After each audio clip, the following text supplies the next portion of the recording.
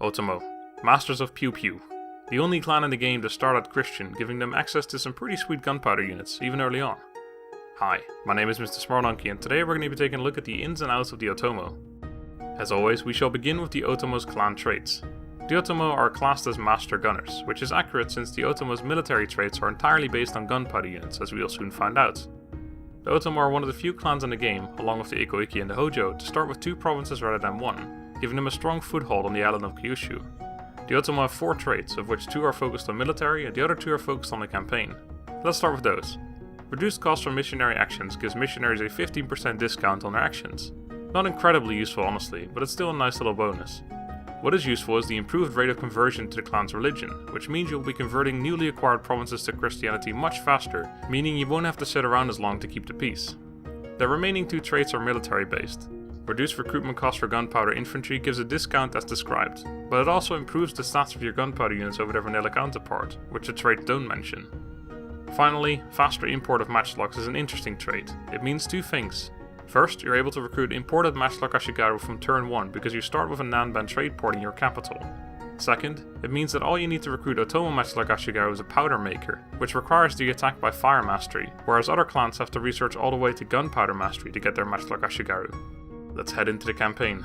The Otomo are one of 2 main clans to start on the island of Kyushu, Shimazu being the other clan. They start with 2 provinces, as I mentioned before, their capital Bungo, and to the north they own Buzen. The most noteworthy thing about Bungo is the Nanban trade port it starts with. At first you might think this is amazing, and even though it is a great building to have early on, at some point you'll want to destroy it. I will tell you why in a moment. First, let's have a look at the other buildings in the towns. Bungo also has a merchant colony, which gives it more income from trade tariffs as well as gives ships more experience upon recruitment. Lastly, Bungo's soil is average, and it has 1 open construction slot. To the north we can see Buzen is quite the interesting starting province. Both the fort as well as the average soil farms are already upgraded to the 2nd level. In its first construction slot is an archery dojo, and the 2nd construction slot is open. Lastly, Buzen has an unupgraded coastal village, as well as the artisans building, which of course gives accuracy to all units recruited in this province. With that knowledge, let's go back to why you want to destroy your Nanban trade port at a certain point. The Nanban trade port is similar to a legendary dojo in that you are only allowed to build 1. The Nanban trade port upgrades into Nanban Quarter, which is a building that allows you to recruit your Portuguese tercos, a unit you'll want to field a lot of in the later game. Since this is such an important unit to your armies, you want it to be as good as possible, which means higher accuracy upon recruitment. You'll probably understand where I'm going with this, but allow me to spell it out anyway. At a certain point in the game, you want to get rid of your Nanban trade port in Bungo, allowing you to build it in Buzen, which means you'll be able to recruit your Portuguese tercos of higher accuracy. It might seem like a big investment for a simple accuracy upgrade, but it's easily worth it.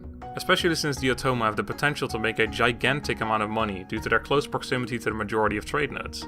The Otomo start with a matchlock Koboya already built, meaning they can send that to occupy one of the trade nodes right away. And since you have the Nanban trade port, you can immediately start spamming out trade ships and occupy all other nodes soon after as well. Just send a single ship to each trade node just to mark your territory and worry about filling the navies later.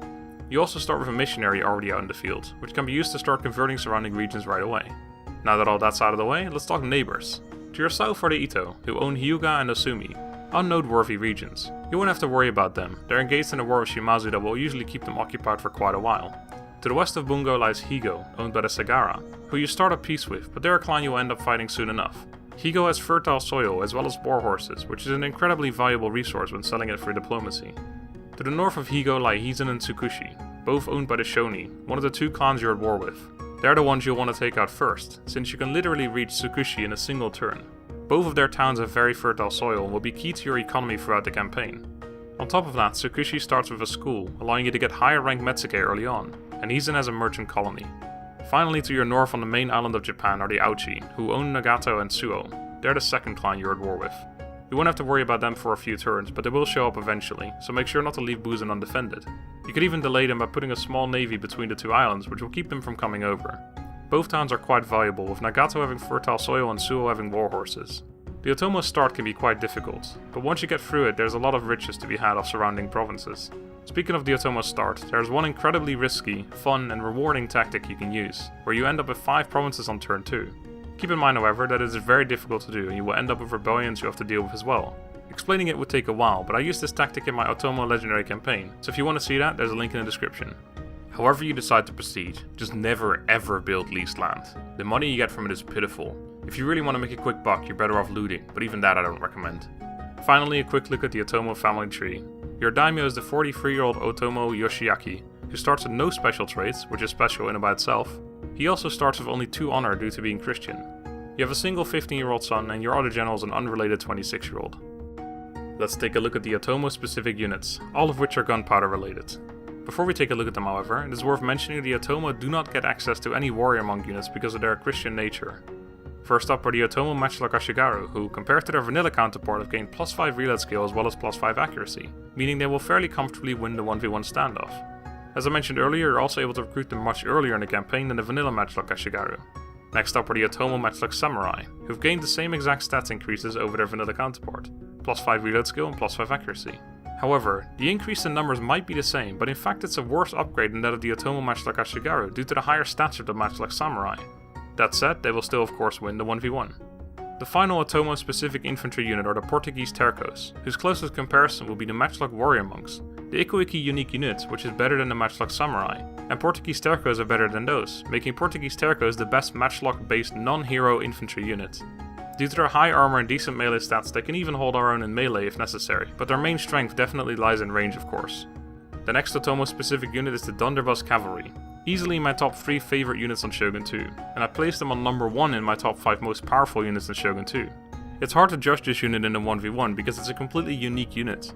Its closest cavalry comparison would be the Tokugawa mounted gunners, but they don't stand a chance against Blunderbuss Cavalry because they deal the damage over a longer period of time, whereas the Blunderbuss Cavalry can kill off entire units in mere seconds.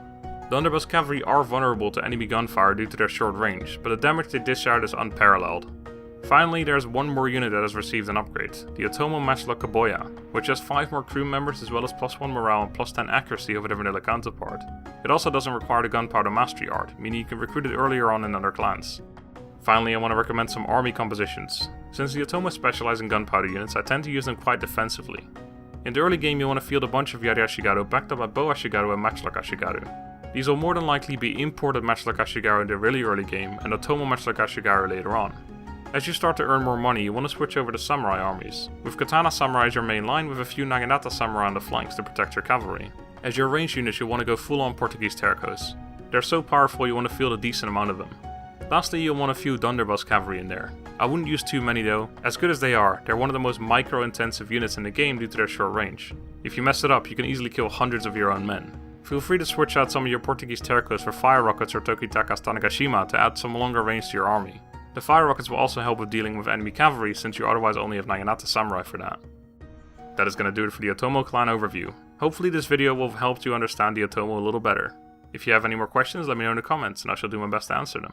Also let me know which clan you'd like me to cover next. Thank you very much for watching, hope you've enjoyed, have a good day and goodbye.